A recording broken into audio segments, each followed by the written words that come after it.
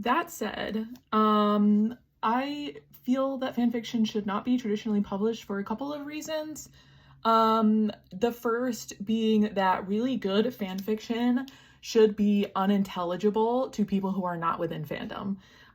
Because you're relying so much on what the original source material has, you're not explaining why these characters are this way, why things work this way, why the world is this way, what all of these background conflicts are. And so for someone who doesn't know anything about that fandom, they shouldn't be able to read it. And so why would you publish something that most people are not going to be able to read? So in that sense, if something has been completely mutated for publication outside of its history, its background as a fan fiction, then it should not be recognizable as fan fiction. Obviously, you're going to be creating new elements and providing backstory and doing all of this other stuff that should completely remove all aspects of the fan fiction part. Everything that made it fan fiction should be gone at that point.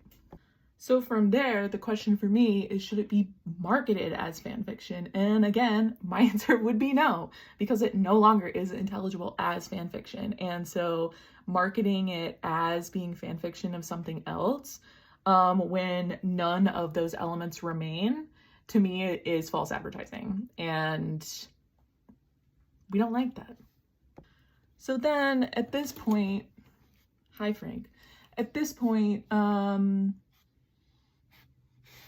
I can't do eyeliner and talk at the same time. So then at this point, if it's worth being published as traditional original fiction, it should be original. There should be very little, if anything at all, left to connect it to the source material.